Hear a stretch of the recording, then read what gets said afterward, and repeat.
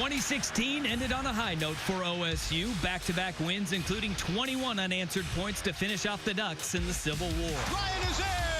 Touchdown, Beavers! Saturday marks the start of year 3 under Gary Anderson, with the Beavs looking to play spoiler to the housewarming party at Colorado State. The Rams are opening a new stadium, and OSU is opening a season with a new QB. Looking downfield this time. He's got a receiver. Oh! Listen to Beaver Nation ooh and ah. For the next half hour, we get you set for week 1 as Coach Anderson joins us. Beavers Inside the Huddle starts now. Everybody be a playmaker. Here we go. Toward the back of the end zone. Touchdown, Beavers! Research Stadium's got to wait another week before they can open up the doors there when Portland State comes to town. But this week, it's a trip to Colorado State. Welcome in to Beavers Inside the Huddle, along with Steve Priest. I'm Dusty Heron. We'll be with you for the next half hour, previewing what will be the upcoming Oregon State season with Coach Gary Anderson. But Steve, where we start, 2017, the bar is rising for Oregon State. Expectations a bowl this year. Well, yeah, and let's start where they left off, running the football last year with that offensive line. Offensive line loses 3 guys, 1 to the NFL. They were good football players. Last half of the season, they were incredibly good in that aspect. They had to replace those 3, and what they've done is taken the 5 best players out there, moved them to positions they can live with now. They moved Brandell and Lavaca across on the right side. They're 2 freshmen last year, Lavaca and All-American. But the Senator Houston changed. He was a defensive starter the last 2 years. He's an engineer. He's a smart kid. He's been the surprise of camp. Trent Moore's where he should be. He's a straight-ahead juggernaut at guard. And Freddie Lewina is the most experienced, and he's the guy with a mean streak. So you watch him. Yeah, you got 11 starts there for Sumner Houston. Not at center. That's right. But true. Starts just the same, and they got a big task in protecting your concern number 2 for this season. The passing game. Anybody who knows the Beavs last year knows that we really didn't have a passing game. They were in the bottom 5% in the NCAA. They just really did not pass the ball well. So they hired Jason Phillips, who's a guy who can get the ball out there. He's a run and shoot background, an air raid background. The ball will be simpler, the system will be simpler. The ball will come out quicker, fewer reads. They'll get it to guys and let them run with the ball for the first down. I think it'll improve dramatically, and they need to in the passing game. Well, if 1 and 2 work, your third concern may just come on its own, huh? Absolutely. You got to score points. You can't win in the Pac-12 consistently scoring 25 to 30 points a game. You got to get up at 35 plus. You got to be able to do it week in and week out.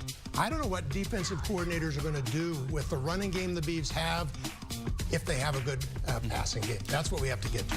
Now, the offense does have a few concerns that they can build on. The defense, we saw in year 1 with Coach Anderson when he came in here, he threw some young guys to the Wolves. We saw them slowly grow over year 1. Year 2, we started to see some of those guys pop. What are your thoughts on the defense heading into Kevin Clune's second year coordinating this group? Coach Clune would say to you that you stop the run. That's the first thing out of a defensive coordinator's mouth. That's what the Beavs need to do. Their stats say that as well.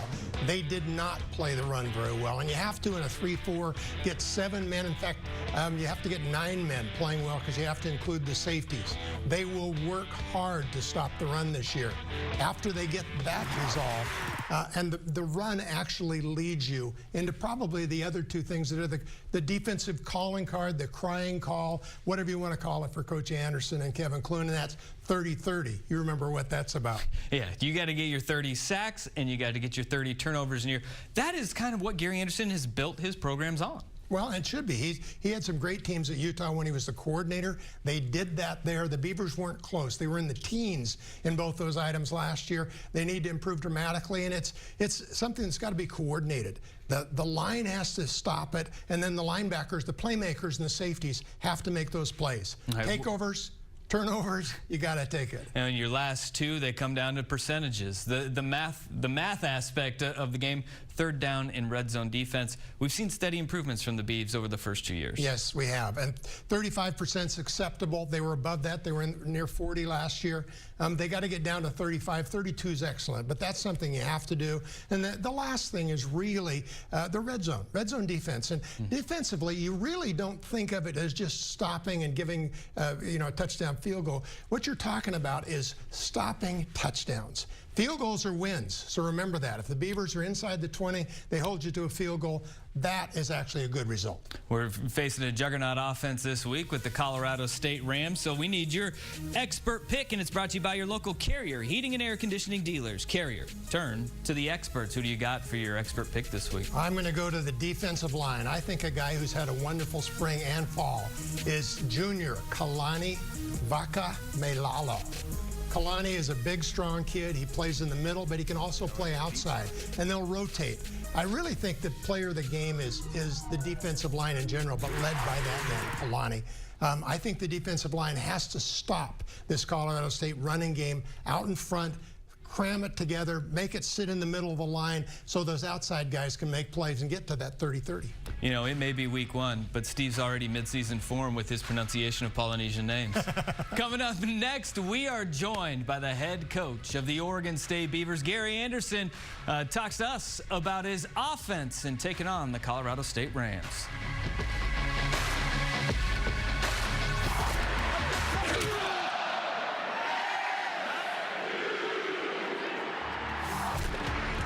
There it is, the schedule that the Beavs are going to have to navigate in 2017. It all starts this Saturday at Colorado State. What are your initial impressions there when you look at the schedule, Steve? Well, I think the Beavers have got to come out strong. They need to win 3 of those first 4 games. I mean, the first 8 games are unbelievable. 7 teams, both participants last year.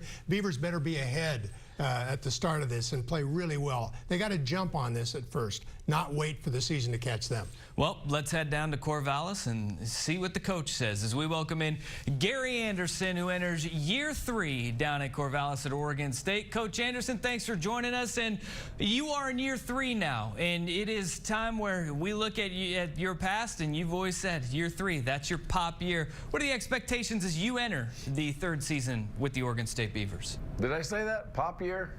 You gotta show me that one. But year 3 is very, very important.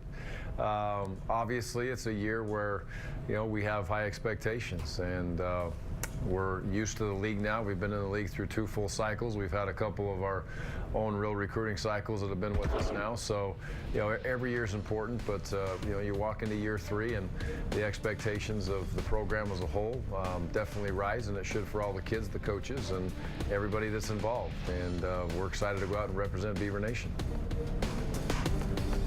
Coach, offensively, as far as goals this season, obviously we need to shore up a passing game and turn it into some points every week. Talk about your passing game, specifically what you've done with coaching staff and so forth to get it back to 300 yards a game. Well, we brought Coach Phillips in here for a reason, to be able to help our passing game move forward. And the first thing you do to help the passing game is you recruit players that can help the passing game. And secondly, you make sure that you're doing all you can within the fundamentals, the techniques, the scheme, to put the right coaches in the right spots to put them in position to be successful. So, I worked hard at that, trying to get the right guys in the right spots, and I believe that it's been good so far, but it hasn't been tested against another opponent. So, I think the ability for the playmakers on the outside to make plays. Jordan Villeman's had an excellent camp. Jordan's doing things right, and you look at him and you can see that he's doing things right. The look in his eyes, the way he carries himself, the way his body is, and it's taken off, and it's shown in practice also to this point. So I'm excited to see that take place on game day. I think Isaiah is another big wideout out there as a true freshman, has handled this situation very well from the first day he walked on campus. And inside, let's not forget about Noah. Noah is a tremendous tight end, I believe, and I think he'll be a big part of this offense in the throw game and in his ability to be able to block and get to the next level is needed. And then the inside receiver, obviously Seth's not going to be there for a period of time, but Trayvon and Xavier have done a nice job of filling in and being ready to go. And Trayvon has battled like crazy with that spot, and he's ready to go, and Xavier's ready to walk into that and do his role also. So it's a big part of this offense, and that was a goal in January. The 2 goals in January were simple. Number 1, we have to throw the ball better and catch it better as an offense as a whole, and that has to do with protection. It has to do with every coach, myself, every player, and on the defensive side of the ball, we have to be able to stop the run. If we can do those 2 things much more effectively than we did a year ago, then we'll have a chance to be a successful team. If not, we'll see much of the same results. Let's talk about the guy throwing the football. Let's talk about Jake Luton. Everybody's heard his statistics. He's a big body. He's got a strong arm. Looks to be pretty athletic. Tell us what you see in Jake and the reason for the quick decision to Jake Luton. Well, I think we'd have liked to have made an even quicker decision, but with Jake's inability to go through spring with the issues that he had in his health that he's told you guys all about many times, and you know, that was a battle for him, and it's tough as a JC guy coming in anyway, but now a JC guy comes in and he has a setback like that he has to deal with. He pushed through it, he ground through it, he got himself back where he needed to be. Once we got into fall camp, it became clear in our minds that he was the quarterback that should be named the starter. Very proud of the way all of the young men at the quarterback position handled that fight, that battle. Darryl is definitely our number 2. I feel very good about Darryl.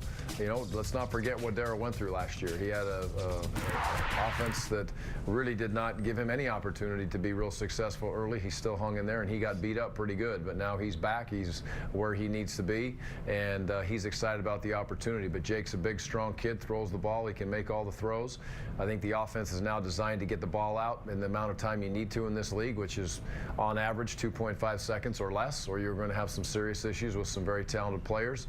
I think his receiving core is better than it has been. They've grown up, the guys that were here, and we've added some nice pieces to the puzzle through recruiting. So all that being said, the offensive line we've pieced together with a good way moving Fred out to tackle. I think that'll help us in the pass protection, and we all know that if we can throw the ball better, that run game will be loosened up even a little bit more. So I'm excited to see how Jake handles game day.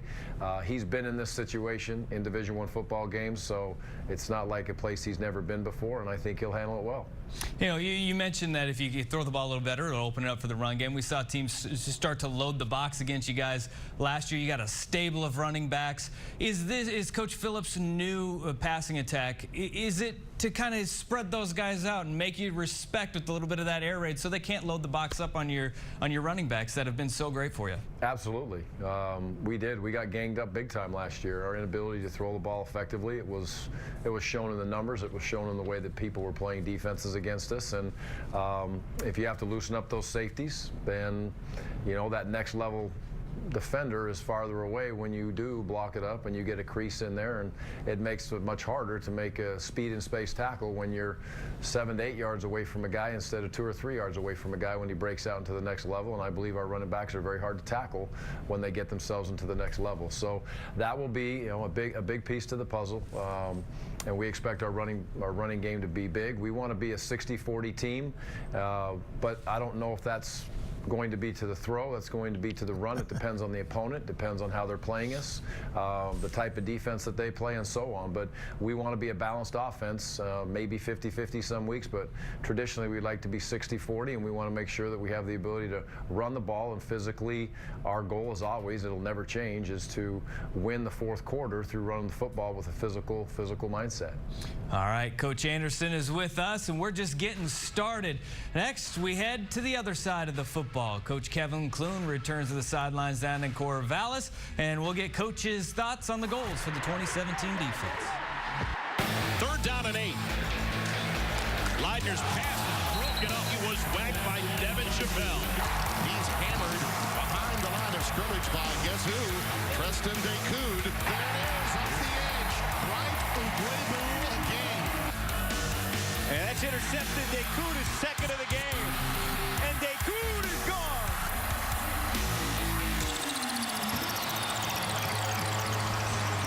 We'll go back into Beavers Inside the Huddle as we're joined live in Corvallis with Coach Gary Anderson. And let's talk a little defense with the Beavs. Coach Clune makes it very clear. Stop the run. That's the first thing you got to do to play good football. But tell us about not only stopping the run, but the 30-30 goal that Kevin has, and I know is important to you. Yeah, you know, long ago, there was a number put out there by Fred Whittingham, and much respect for Kyle's dad, Fred, and he was with us on our coaching staff for a number of years, and he always had that number, 30 sacks, 30 turnovers, and, you know, that was back when you played one less game also, so I don't think that is a stat that is, like, unreasonable. If you look at the stat book and the stat line from a year ago, teams that reached that goal were good defenses. They weren't all elite defenses, they weren't all great defenses, but they were all good defenses, and we were far from that goal a year ago. To me, with where we're playing and how we're going to get to that goal is quite simply our outside linebackers are going to be huge in that process. We've recruited there to bring in young men that can change the game in our favor, and that's tackling the ball behind the line of scrimmage, that's disrupting the quarterback in the throw through a sack, getting their hands up, being close to him, buzzing them, whatever it needs to be able to cause some disruption and some plays that become negative plays. And then in the defensive backfield, our ability to mix up coverages should allow us to get our hands on some balls. So you can't just play 1st and 10, you know, 2nd and 5, 3rd and 2 and expect to be a good defense. It's impossible. So stopping the run, yes, is a big part of that, but then having those game-changing plays that allows you to get to 30 sacks, 30 turnovers. However we get that magic number of 60, if it was 40-20, then that would be fantastic also. Yeah, okay. I'd take 42. Steve mentioned that stopping the run is Coach Clune's mantra. It's stop the run, stop the run. You guys, by necessity, have played some young guys in years 1 and 2 in Corvallis. As you enter year 3, a lot of what defense is experience. Are you seeing that there's a little bit more swagger, that communication in just experience and returning so many starters, helping the run defense so far through fall camp and translating into the season? Well, I believe I've seen that, especially in the last week of practice, and we will be tested mightily with the communication, with our pre-snap awareness, with our ability to get a call in on the sidelines and potentially change a call when they are changing the calls and playing the way that Colorado State plays, and they also play with multiple personnel groups. So we'll be challenged in down those lines in this football game. I'm excited to see how the defense reacts to that. The experience should pay off. You know, I expect to see a tough defense. I expect to see a defense that can get themselves lined up and has the ability to be able to stop the run. And it'll all start with those, you know, those 3 big guys inside and how they handle it and how they adapt to it. And they've been in these fights for a number of years, and they should be good football players. So that's the expectation level that's on those kids. They know that. That's not a surprise. And we do have some experience. And I'm excited to watch this defense play and see how they handle it against the Colorado State offense that the last half of last season, played probably as well as any offense that you would see out there. They're explosive on the edges. They have the ability to get the ball outside to special players in the throw game. They have a very good running game, and I think they have a coordinator that calls a nice game and mixes it up with the personnel packages that they have. So we'll be challenged. I expect our kids to go out there and compete at a high level, and that will be a big test, game 1. All right, we continue with Coach Anderson. We're ready. Fans are ready. The Beavs are ready. We're going to get his keys for the game as week 1 at Colorado State is just around the corner. There it is. That's the new home of the Colorado State Rams, and the Oregon State Beavers are going to look to crash that housewarming party coming up on Saturday at a beautiful on-campus stadium. And as we welcome back in Coach Anderson, you guys are heading down to a brand new stadium in Fort Collins, on-campus stadium. What are your keys to the game as you enter week 1 against Colorado State? Well, we're on the road for the first game this year, so how our offense handles the crowd will be important. I tell our kids all the time, when we're on the road, our offense has to deal with the crowd. It'll be a very, very well-educated crowd. They'll do a nice job. It'll be a tough place to play. On the flip side, when we're at home, we have a great crowd. Reeser Stadium is loud. Our defense has to handle it. So I don't think that's the key to the game. That's how you have to adjust on one side or the other, depending if you're playing at home. To me, our ability to be able to throw the ball, catch it, make big plays in the throw game will be the biggest part of our offense. If we can do that, I think we'll have success on the defensive side of the ball. We've talked about it many times, is the ability to be able to consistently stop the run, and I would also add the ability to stop the big play and deal with the multiple formations that these guys give you. Special teams needs to be solid. I expect our punting game and Nick to be a weapon, not just be a good punt team. It needs to be a weapon. This is year 3 for Nick. It's year 3 in the scheme and in the system, so when we sky punt, the ball should land stand in the 10-yard or closer, we should be able to down it, and then that becomes a weapon, not just a solid punt team. And the rest of the special teams need to be solid when given the opportunity to execute. If we can do that, we'll be in a good spot, and I expect a very tight, tough fought football game that'll go for 4 quarters. It'll be a tremendous test for the Beavs right out of the gate. And Coach, I believe it'll be your first road win at Oregon State in the Gary Anderson era. So thank you very much. We're looking forward to Saturday. Thanks, guys. Appreciate your time very much. Travel safe if you're going down there, everyone, and go Beavs. There he is. Beavs, that's for sure. The head coach of the Oregon State Beavers. And there's your Beavers lineup right here on CSN every Wednesday. It's Talking Beavers at 7 o'clock. We are at a special time this week, but every Thursday we're going to be on 10 p.m. and then Go Beavs Friday nights at 9, getting you set for the kickoff. We got Coach Anderson's keys to the game. It's time for ours, Steve. The keys to the game is brought to you by your Northwest Honda dealer. Stop by your local Northwest Honda dealer or visit us online today at northwesthondadealers.com. All right, Steve, let's start with you. What are your keys to the game as the Beavs head to Colorado State? Well, the Beavers have to possess the football. They got to keep this away from Colorado State. You do it by running the football hard. The Beavers are capable of that by completing third down situations, whether it's run or pass. You got to score 35 points. I don't think you can beat Colorado State without that. And on defense, we've talked about it. Stop the run, pressure the quarterback, get 30 takeaways, 30 sacks. You'll win the football game. I love it. I love it. We're kind of on the same lines there. It is, for me, it is impose your will up front, rush for 225 yards, contain the run, hold Colorado State under 200 yards. They didn't win a game last year when they didn't run for 200 yards, and then keep Luton clean, 2 sacks or fewer, offensive line, beat up the quarterbacks early in the year last year, and were perfect at the end of the year. So keep them clean early. We won't have to worry about that, huh? That picture is pretty interesting. Pretty interesting. Try that on Colorado Is State. right. You know, that is why you always need to be best friends with the graphics person because they can get you. All right, Oregon State and Colorado State. You mentioned it to Coach Anderson. First win, it could be in his tenure on the road as the head coach of the Oregon State Beavers. It's a streak that goes back to 2014. Beavs have not won it on the road. Very important for him to do it. And this team can do it. They're set. They absolutely can. We'll be with you every Thursday night with Coach Anderson throughout the college football season. Go Beavs.